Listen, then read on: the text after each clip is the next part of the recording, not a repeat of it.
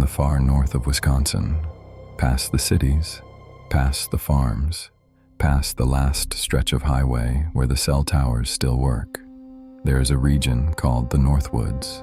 It covers thousands of square kilometers of dense forest and frozen water. More than 1,300 lakes sit inside Vilas County alone. In winter, which lasts from November through April, the lakes freeze solid, 2 feet of ice, sometimes 3. The snow covers everything, the trees, the roads, the rooftops. The lakes themselves disappear under a white sheet so vast that you cannot tell where the land ends and the water begins. The silence is the first thing that gets to you. Not the cold. The cold you can prepare for. 30 below zero. You wear the right layers. You keep moving. You survive. But the silence in the Wisconsin Northwoods in January is something else. There is no birdsong, no insects, no wind some nights, just the creak of frozen trees, the occasional crack of ice expanding on the lakes, and your own breathing, which sounds impossibly loud in the dead air. People live out here year-round. Not many. The towns are small. Eagle River, Lac du Flambeau, Boulder Junction, Land O'Lakes, places where the nearest hospital is an hour away and the nearest neighbor might be a kilometer through the woods. In summer, the tourists come for the fishing. In winter, they leave. And the people who stay, the ones who have always been here, they settle in. They stock firewood. They check their generators. They fill their pantries. And some of them, the older ones, the ones whose families have been in the Northwoods for generations, they do one more thing. They stay off the lakes after dark, not because of the ice. The ice is thick enough to drive a truck across by mid-January.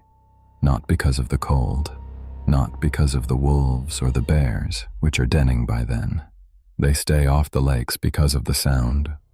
The Ojibwe people have lived in this region for over 1,000 years. They call the lakes Nibi, water, and they understand water better than anyone. They know that a frozen lake is not silent. Ice moves. It shifts. It groans and pops as the temperature changes. These sounds are normal. The Ojibwe have words for all of them. But there is one sound that has no word. Or rather, there was a word for it once. And the elders stopped using it.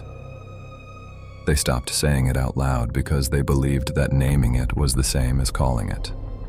The sound is a knocking, not the crack of expanding ice, not the boom of a pressure ridge forming.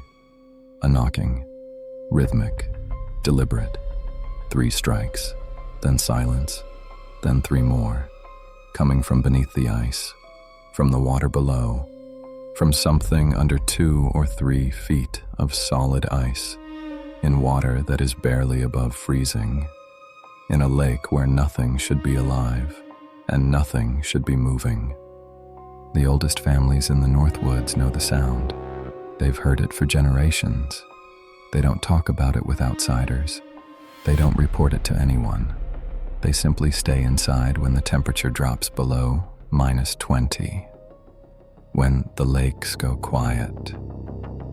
When the night is clear and the stars are hard and bright and the air itself feels like it's listening. They have one rule. If you hear the knocking, you do not go to the lake. If you are already on the lake, you walk back to shore, slowly. You do not run, because running cracks the snow and the sound travels through the ice. And whatever is down there, it follows sound. And if you are foolish enough to kneel down on the ice, to press your ear against that cold surface and listen, you will hear something else beneath the knocking. Something that is not ice. Something that is not water. Breathing. These are 3 accounts from people who knelt down. The first story was sent to me by a man named Greg. He was 51 at the time, a retired electrician from Green Bay who had bought a small cabin on Presque Isle Lake in Vilas County as a place to ice fish during the winters.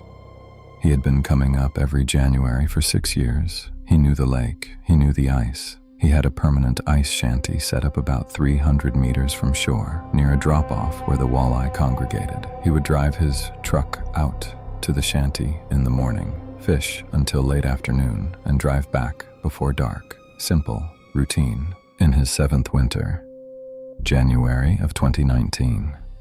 The cold came early and stayed.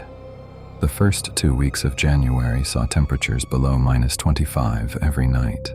The ice on Presque Isle was over 70 centimeters thick. Greg told me he'd never seen it that solid. On January 14th, he drove out to his shanty around 7 in the morning. It was still dark. The temperature was -31. The truck's headlights were the only light on the entire lake, a flat white expanse stretching in every direction. He parked next to the shanty, set up his gear, drilled his holes, and started fishing. The morning was uneventful. He caught 2 walleye and a perch. He ate lunch in the shanty, a thermos of soup and a sandwich. He was warm enough. The small propane heater kept the shanty at a tolerable temperature. Around 2 in the afternoon, the wind died completely. Greg noticed it because the shanty stopped creaking. The tarp he had over the doorway stopped moving. Everything went still, and then he heard it. 3 knocks, directly below him, through the ice, through the water, through the floor of his shanty. Knock, knock, knock. He told me his first thought was that a large fish had bumped the underside of the ice near his fishing holes. It happens. Pike especially will investigate the holes drilled by fishermen. He waited. 10 seconds, 20, 3 more knocks. Same rhythm, same intensity, same location, directly beneath him. He stood up from his chair. He looked down at his fishing holes. 2 holes, each about 20 centimeters in diameter, drilled through the ice. The water in the holes was dark. Still, he knelt down next to one of the holes and looked into it. The water was black. The ice was so thick that the hole was like a tunnel, 20 centimeters wide, 70 centimeters deep. Opening into the dark water below, he couldn't see more than a few centimeters past the bottom of the ice. 3 more knocks. This time, he felt them. The vibration came up through his knees, through the ice, through the floor of the shanty. It was strong. Whatever was causing it was close, and it was big. He leaned closer to the hole. He turned on his headlamp and pointed it down into the water. For a moment, he saw nothing, just the dark water below the ice shelf. Then, movement. Something passed beneath the hole, large, dark, moving slowly from left to right. Not a fish. The shape was wrong. It was too long, too flat, like something pressing itself against the underside of the ice, sliding along the frozen ceiling of its world, searching. Greg pulled back from the hole. He sat in his chair. He told me his hands were shaking, and it wasn't from the cold. The knocking continued, but now it wasn't just beneath him. It had moved. 3 knocks from his left, then 3 from his right, then 3 from behind the shanty, as if whatever was down there was circling, testing the ice from below at different points, looking for a way through. Then it stopped. The silence lasted about 2 minutes. Greg was about to start packing up when he noticed something that made his stomach drop. The water in his fishing holes was rising. Slowly, silently, the dark water was climbing up through the holes in the ice, not flooding, not pouring, just rising, centimeter by centimeter, as if something below was pushing it up, or as if something below was pressing against the underside of the ice so hard that the water had nowhere to go but up through the only openings available. The fishing holes. Greg grabbed his gear. He didn't pack it properly. He just picked up what he could carry and walked out of the shanty onto the open ice. He left the heater running. He left his chair. He left one of his rods. He walked toward shore. He did not run. He told me he remembered, somehow, that running was wrong, that the vibration would travel. He didn't know where that thought came from. It just arrived in his head fully formed, like someone had placed it there. He was about 100 meters from shore when he heard the sound behind him. A crack, not a boom, not an expansion crack. A single, sharp, vertical crack, the sound of ice breaking from below. He turned around. His shanty was 200 meters behind him. In the fading afternoon light, he could see it clearly against the white expanse. The ice around the shanty was dark, a circle of dark ice, maybe 10 meters in diameter, surrounding his fishing spot. The ice hadn't broken, it had thinned from below, as if something had been pressing against it, melting it, wearing it down from the underneath with the heat or the friction of its own body. Greg drove home. He did not go back to the shanty for 3 days. When he finally returned with a friend, the shanty was exactly where he'd left it. The heater had run out of propane.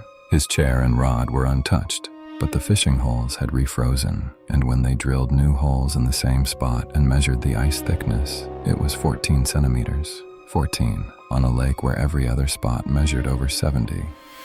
Something had thinned the ice from below in a perfect circle over 3 days. Greg sold the cabin that spring. He told me he doesn't ice fish anymore. He told me that sometimes, in his house in Green Bay, which is nowhere near a lake, on the coldest nights of January, he can feel it. A vibration, 3 pulses, coming up through the concrete foundation of his house, through the floor, through his feet. He said he knows it's not real. He said he knows there's nothing beneath his house. But he also said he will never kneel down and press his ear to the floor, because he's afraid of what he might hear on the other side. The second story comes from a woman named Trish and her husband Dale. They were both from Minneapolis, mid-40s, and they owned a winterized cabin on a small lake called Lost Canoe Lake, about 20 minutes north of Boulder Junction. The lake was tiny, maybe 800 meters across, surrounded entirely by dense spruce and hemlock forest. No other cabins on the lake, no public access. Their cabin was the only structure, a 2-bedroom A-frame, built in the 1970s, sitting about 30 meters from the frozen shoreline. They came up for a long weekend in early February. The drive from Minneapolis was 5 hours. They arrived Friday evening after dark. The temperature was -22. The cabin was cold. It took 2 hours for the wood stove to bring it up to a livable temperature. They made dinner, had a drink by the fire, and went to bed around 10. Trish woke at 3:14 in the morning. She checked the clock on her phone. 3:14. She didn't know what woke her. Dale was asleep beside her. The cabin was warm. The wood stove was still burning low. Outside, through the bedroom window, she could see the frozen lake in the moonlight. A flat white field bordered by the dark shapes of trees. Everything was still. Everything was quiet. Then she heard it. A sound from the lake, muffled, distant, but rhythmic. Tap, tap, tap. A pause. Then again. Tap, tap, tap. Not ice cracking, not wind. A tapping from somewhere on the lake or under it. Trish lay in bed and listened. The tapping continued, every 20 seconds or so. 3 taps, the same rhythm, the same intensity, always 3. She got up. She walked to the living room window that faced the lake. She looked out. The lake was white and flat and empty. The moonlight was strong enough to see from shore to shore. Nothing was on the ice. No animals. No tracks that she could see. Just the unbroken white surface. But the tapping continued. And now that she was closer to the window, closer to the lake, she could hear something else. Between the taps, in the silence, a low, sustained vibration. Not a sound exactly, a feeling, like standing near a machine that is running at a frequency just below what your ears can register. She could feel it in her chest, in her teeth. She stood at the window for about 10 minutes. The tapping didn't stop. The vibration didn't stop. Eventually, the cold from the window glass pushed her back to bed. She woke Dale in the morning and told him what she'd heard. He shrugged. "Ice," he said. "Lakes make weird sounds." Trish didn't argue. She'd lived in Minnesota her whole life. She knew what ice sounded like. This was not ice. That night, Saturday, they both woke up.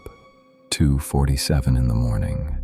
Dale woke first and shook Trish awake. He was sitting up in bed, listening. The tapping was louder, much louder. Not from the middle of the lake anymore, from the shoreline, from the ice directly in front of their cabin, 30 meters away. Tap, tap, tap. And this time, a new sound, a scraping, long, slow, deliberate, like something dragging itself along the underside of the ice, moving from left to right, from one end of the shoreline in front of their cabin to the other. A slow traverse. Then, silence. Then the scraping began again in the opposite direction. Right to left. Back and forth, like a search pattern. Dale got up. He put on his boots and his jacket. Trish told him not to go outside. He said he was just going to look. He opened the front door of the cabin.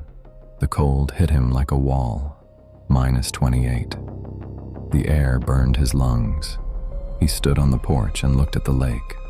The scraping stopped the moment the door opened. Silence. Total silence. The lake was white and still and empty in the moonlight. Nothing moved. Nothing was visible. The snow on the ice was undisturbed. Dale stood on the porch for 3 minutes. Nothing happened. He went back inside. He closed the door. The scraping began again within 30 seconds. Louder now. Faster. As if whatever was under the ice was agitated. As if the door opening had provoked it. They didn't sleep. They sat in the living room with every light on and the wood stove burning high, and they listened to the scraping move back and forth beneath the ice in front of their cabin until 5 in the morning, when it stopped. At dawn, Dale went out to the lake. He walked down to the shoreline. He stepped onto the ice. The surface looked normal, flat, snow-covered. He walked about 10 meters out and looked down. He called Trish. She came down to the lake. She looked at what Dale was pointing at. Beneath the snow, visible through a patch that Dale had brushed away with his boot, the ice was marked. On the underside, scratches, long, parallel scratches running the length of the shoreline, dozens of them, scored into the bottom of the ice by something that had been dragging itself back and forth all night, 20 centimeters below where they were standing. The scratches were deep. Some of them had partially melted and refrozen, meaning whatever made them generated enough friction or enough heat to soften the ice. And at one spot, near the center of the shoreline, directly in front of their cabin, the scratches converged into a single point, a smooth, circular depression in the underside of the ice, about the size of a dinner plate, pressed upward from below, as if something had stopped, right there, and pushed against the frozen ceiling above it, trying to get through. The ice at that spot was thinner. Dale could tell because the color was different, darker, where the rest of the ice was white and opaque. This circle was gray, translucent. Trish told me she looked down through that thin circle of ice, and for 1 second, maybe less, she saw something below the surface, a shape, pale, large, motionless, pressed against the underside of the ice like a body pressed against a window. She stepped back. She grabbed Dale's arm. They walked back to the cabin. They packed their bags and drove back to Minneapolis 3 days early. They haven't been to the cabin since. Trish told me one more thing. She said that on the drive home, 5 hours through Wisconsin and into Minnesota. She kept glancing at the frozen lakes they passed along the highway. She said that on 3 different lakes, she saw the same thing. Dark circles in the ice, thin spots, scattered randomly across the white surface, like something below was pressing up, testing. She said she counted 17 of them before she stopped looking. The third story is the reason I made this video. It was sent to me by a woman named Rachel. She's American, from Duluth, Minnesota, and the events she described happened when she was 32. Rachel's grandmother, June, had lived alone in a cabin on an unnamed lake in the Chequamegon-Nicolet National Forest in northern Wisconsin for 41 years. She had moved there in 1982 after her husband died. She never explained why she chose a cabin on a lake in one of the most remote stretches of forest in the state. She never explained why she stayed through every winter, alone, at the age when most people move closer to their families and to hospitals. June was not a warm woman. She was sharp, direct, unsentimental.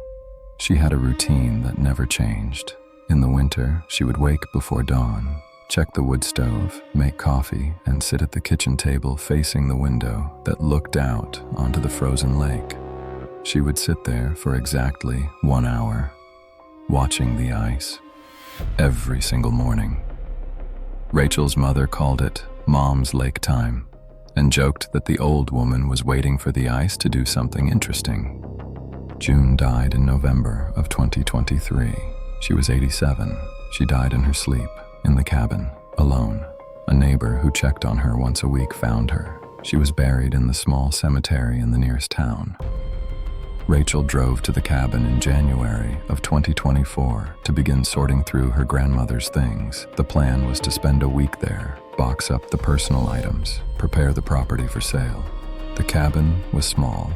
2 rooms downstairs, a kitchen, and a living area. 1 bedroom upstairs in the loft. A bathroom that had been added sometime in the 90s. Wood stove. Generator for electricity. Well water. Basic. Rachel began sorting on the first day. Clothes, books, kitchen items, normal things. Her grandmother lived simply. There wasn't much. On the second day, she opened the closet in the loft bedroom. Behind the hanging clothes, pushed against the back wall, she found a wooden trunk. It was heavy, locked with a padlock. The key was in the top drawer of her grandmother's dresser, as if June had expected someone to find it. Rachel opened the trunk. Inside were notebooks, dozens of them. Composition notebooks, the kind with the black and white marbled covers, stacked neatly in chronological order. The first one was dated January 1983. The last one was dated October 2023, 1 month before her grandmother died. 40 years of notebooks. Rachel opened the first one. Her grandmother's handwriting was small and precise. The entries were dated, 1 entry per night. Each entry was short, rarely more than a few lines. January 14th, 1983. 3 knocks at 2:20 a.m. Duration, 40 minutes. Came from the northeast quadrant of the lake. January 15th, 1983. No knocks. Scraping sound from 3 a.m. to 3:45 a.m. Movement pattern, east to west along the shoreline.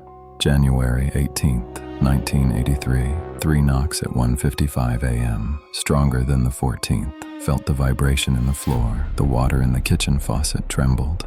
40 years, every winter, every night. Her grandmother had been documenting the sounds from the lake. Thousands of entries, times, durations, locations, patterns. Rachel sat on the bedroom floor and read for hours. The entries were clinical, precise. Her grandmother recorded the sounds the way a scientist records data. No emotion, no speculation, just observations. But the entries changed over the years. Gradually, almost imperceptibly. The early notebooks were purely observational. By the 90s, the entries had become different. March 2nd, 1996. Knocking began at 1:40 a.m., moved to the spot directly in front of the cabin by 2:15, stayed there for 2 hours. Knocking became slower, more deliberate, as if it knows I'm listening, as if it's adjusting. February 19th, 2004. New behavior. The knocking stopped at 3 a.m. and was replaced by a vibration I could feel in my chest. Lasted 11 minutes. When it stopped, I heard something I have not heard before. A single, sustained tone. Low, from directly beneath the cabin. Not the lake. The cabin. The pilings go into the ground, and the ground connects to the water table, and the water table connects to the lake. It's using the water underground to get closer. December 28th, 2011. It responded tonight. I knocked 3 times on the kitchen floor with my shoe heel. 30 seconds later, 3 knocks returned from beneath the cabin. I knocked twice. 2 knocks returned. I knocked 5 times. 5 returned. It is listening. It has been listening for 29 years. Rachel's hands were shaking. She kept reading. January 4th, 2017. I pressed my ear to the floor tonight. I could hear it breathing, slow, steady, wet. It's not in the lake anymore. It's in the ground. It's directly beneath the cabin. It has been migrating from the lake to the cabin through the groundwater for years. It's closer now, much closer. October 3rd, 2023. Final entry. 40 years. I know what it wants. It doesn't want to come up. It wants me to come down.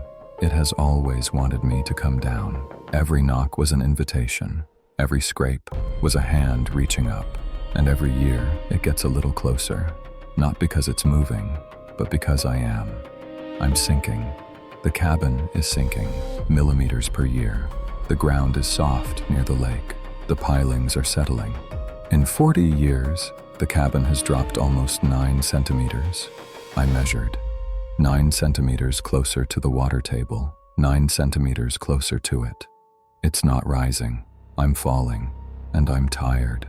I'm very tired, and the sound is so close now, and it's so patient, and I think when I fall asleep tonight, I'm going to dream about water, and I think the water is going to dream about me. That was the last entry. June died 3 weeks later. Rachel closed the notebook. She sat in the cold loft for a long time. That night she slept in her grandmother's bed. She didn't mean to. She had planned to sleep on the couch downstairs, but the loft was warmer and she was exhausted from reading and the cold and the grief and the strangeness of all of it. She woke at 2:11 in the morning. The cabin was silent. The wood stove had burned low. The cold was creeping in. Outside the window, the frozen lake was white and still in the starlight. And then, from below the cabin, through the floor, through the pilings, through the frozen earth, 3 knocks. Knock, knock, knock. Rachel lay in the bed in her dead grandmother's sheets and listened. And then, without thinking, without deciding to do it, as if the motion came from somewhere outside her own body, she knocked back 3 times, her fist against the wooden bed frame, 3 deliberate strikes. Silence. 10 seconds. 20. 3 knocks returned. From below. Faster this time. Closer. Rachel told me she lay there for an hour, knocking, waiting, receiving knocks in return. A conversation with something she could not see. Through the floor of a cabin that was 9 centimeters closer to the water than it had been 40 years ago. She told me that at some point during that hour, the knocks from below changed. They became softer, gentler, less like a fist hitting ice, and more like a palm pressing against wood, like a hand flat against the underside of the floor, directly beneath her. And then the knocking stopped entirely, and in the silence, through the wood and the earth and the frozen water below, she heard something. Not breathing, not a voice, a heartbeat, slow, steady, strong. The heartbeat of something very large and very close and very alive, separated from her by a few centimeters of pine flooring and 60 years of frozen earth.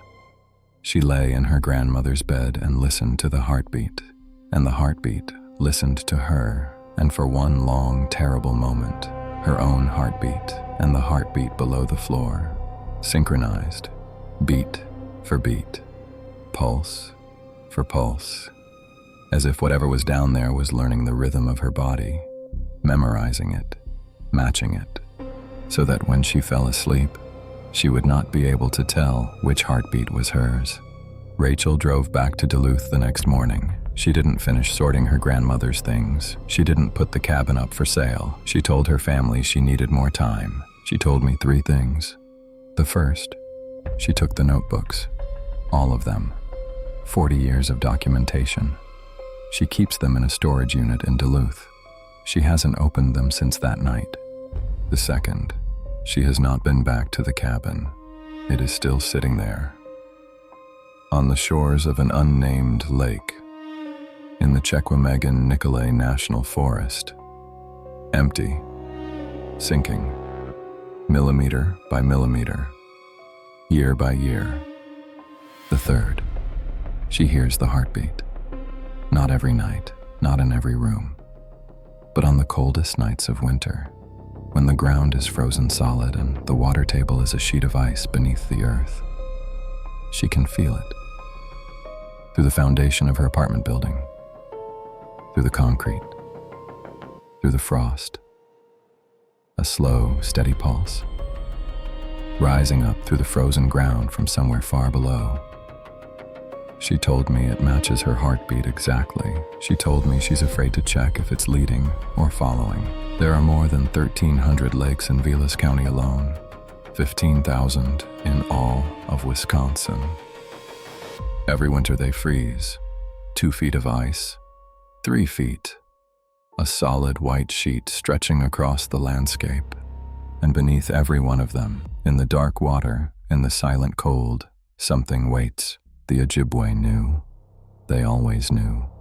They didn't name it because naming it was calling it. They didn't fight it because you cannot fight water. They just followed the rules. Stay off the lakes after dark. Don't listen to the sounds the ice makes. And if you hear 3 knocks from below, do not knock back. If you've had a similar experience on these lakes or anywhere else in the world, send me your story. The link is in the description. Sleep well tonight.